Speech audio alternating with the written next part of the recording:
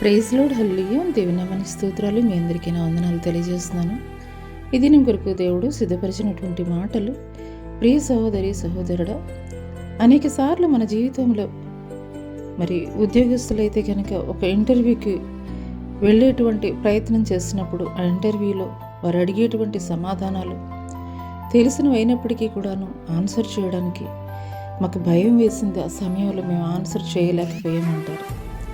అదే రీతిగా ఒక పరీక్ష రాస్తున్నటువంటి విద్యార్థిని అడిగినట్లయితే, ఎందుకు పరీక్ష సరిగ్గా రాయలేకపోయామంటే, నాకు చాలా టెన్షన్ వచ్చేసింది, ఆ సమయంలో నేను రాయలేకపోయాను, సమయం సరిపోలేదంటారు. అదే రీతిగా ఒక వ్యక్తి తన కుటుంబ సభ్యులతో ఎంతో గంభీరంగా మాట్లాడేటువంటి వ్యక్తి బయటికి వెళ్ళినప్పుడు బయట ఉన్నటువంటి వ్యక్తులతోటి మాట్లాడాలంటే, నలుగురిలో మాట్లాడాలంటే ఎంతో సంశయం బిడియం కలిగినటువంటి వారిగా ఉంటారు.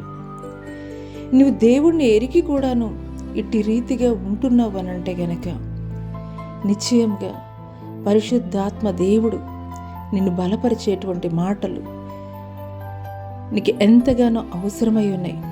పరిశుద్ధ గ్రంథంలో మనం చూసుకున్నట్లయితే దేవుడు చెప్తున్నాడు ఆయన శిష్యులకి, మీరు నా నామమున మీరు ప్రకటించినట్లయితే గనక దెయ్యాలు పారిపోతాయి, రోగాలు విడిచిపోతాయి, స్వస్థత కలుగుతుంది అని దేవుడు తెలియజేశాడు. అదే రీతిగా ఒక పేతురు ఎప్పుడైతే పరిశుద్ధాత్మని పొందుకున్నాడో గంభీరంగా యేసు నామాన్ని ప్రకటించినప్పుడు 8,000 మంది యేసు తమ స్వంత రక్షకునిగా అంగీకరించినటువంటి వారుగా ఉన్నారు.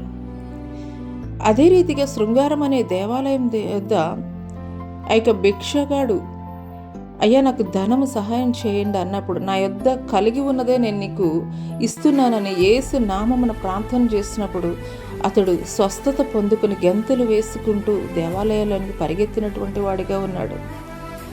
అదే రీతిగా ఒక స్టెఫను పెద్దల సభలో అతను మాట్లాడుతున్నప్పుడు అతని యొక్క జ్ఞానానికి వారు ఎంతగానో ఆశ్చర్యపడినటువంటి వారిగా ఉన్నారు. అతని జ్ఞానంతో కూడి వారితోటి సంభాషిస్తున్నప్పుడు స్టెఫనీ యొక్క ముఖము దేవదూత ముఖం వలె వారికి కనబడినట్లుగా లేఖనం తెలియజేస్తుంది.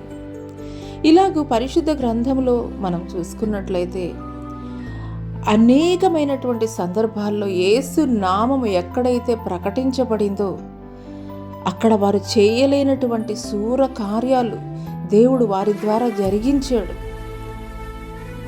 హల్లెలూయా.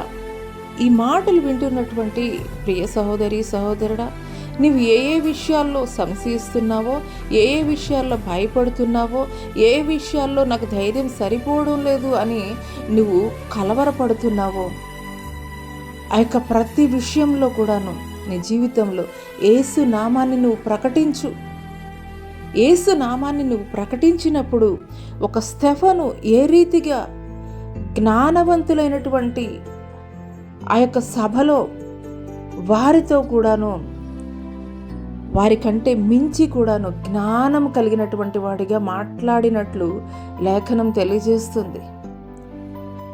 విద్య లేనటువంటి పామరుడైనటువంటి ఒక పేతురు అనర్గళంగా క్రీస్తుని గురించి క్రీస్తు నామాన్ని ప్రకటించినప్పుడు అక్కడ ఉన్నటువంటి శాస్త్రులు, పరిసయ్యులు, సద్దూకయ్యులు అనేటువంటి వారు యేసు నామాన్ని మీరు ప్రకటించడానికి ఎంత మాత్రం కూడా వీలు లేదని వారికి ఆదేశించినట్లుగా అయితే కనుక మనం పరిశుద్ధ గ్రంథంలో చూస్తున్నాం.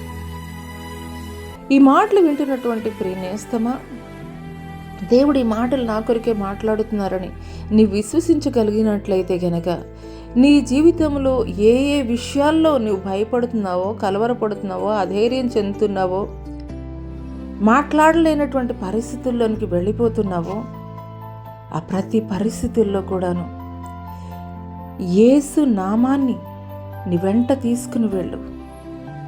నిశ్చయముగా యేసు నీకు ధైర్యం ఇచ్చేటువంటి వారుగా ఉంటారు. యేసు నిన్ను బలపరిచేటువంటి వారుగా ఉంటారు.